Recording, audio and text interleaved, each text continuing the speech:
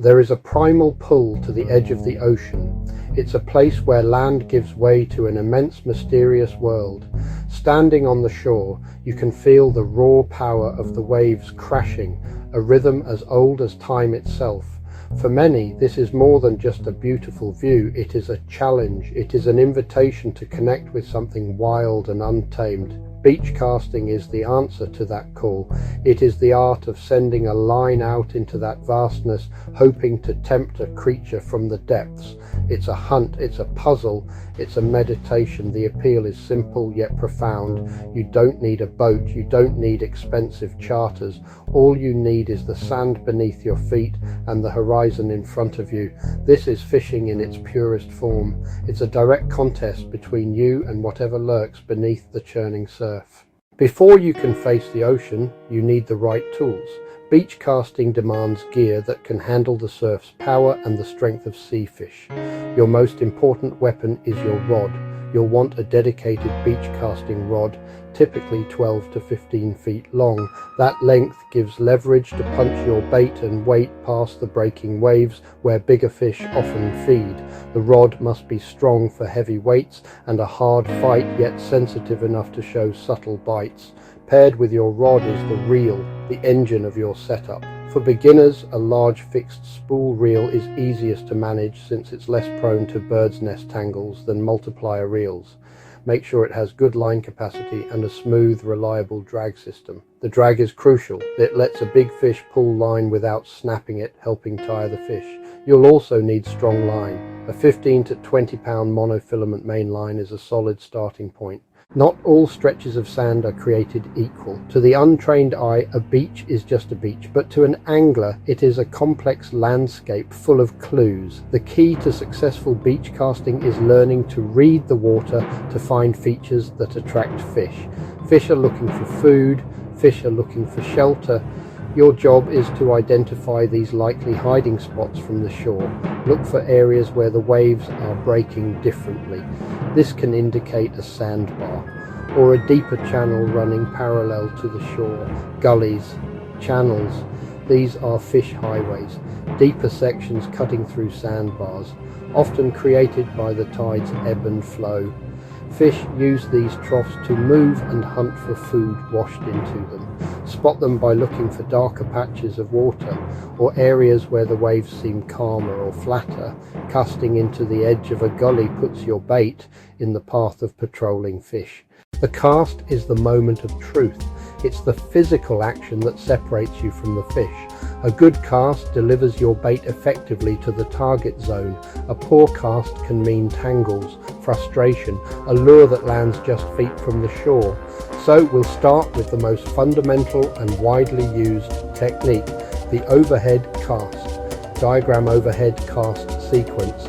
Start, loading, release. Before you do anything, check your surroundings. Clear space behind you, clear space to the sides of you. Don't hook a fellow beachgoer. Now let's get into position. Feet shoulder width, facing sideways to the sea. Right-handed, water on your left. Hold the rod with both hands. Right hand at the very base of the rod. Left hand higher up near the reel. Let out 4 to 6 feet of line from the tip to the sinker. The overhead cast is your workhorse. Reliable, accurate, powerful. Its main advantage is tremendous distance. Use the full length of the rod in a large sweeping arc. Load the rod with immense energy. That energy transfers to the sinker.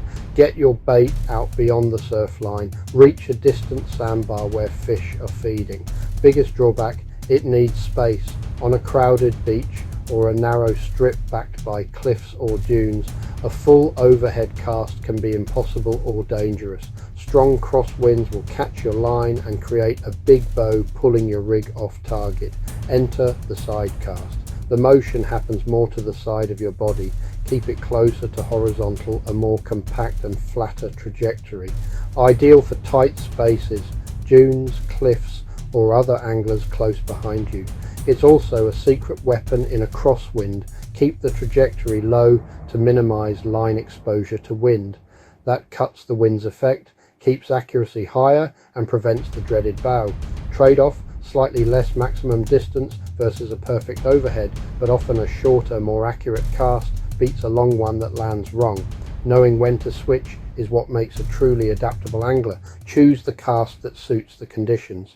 Every angler, from the novice to the seasoned pro, has faced the frustration of a tangled line, the dreaded bird's nest, a chaotic mess of loops on your reel. It can bring a fishing trip to a grinding halt.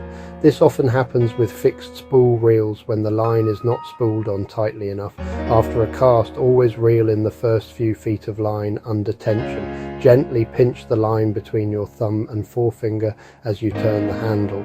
This ensures the line lays down evenly and tightly, preventing loose loops.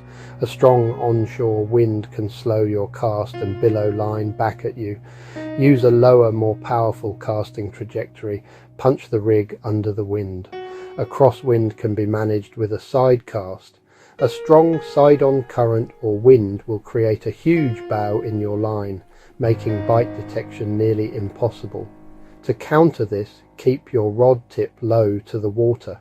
Try to keep as much line out of the wind as possible. Snags are an unavoidable part of fishing near structure. When you feel your rig is stuck, the worst thing is yanking violently. Instead, try walking up or down the beach a little to change the angle of the pull. Sometimes letting the line go slack lets the current dislodge the sinker. If all else fails, point the rod at the snag and perform a straight pull. Sea fishing from the beach is often a waiting game. Don't reel in and recast every 5 minutes. Give the fish time to find your bait. Watch the water and birds.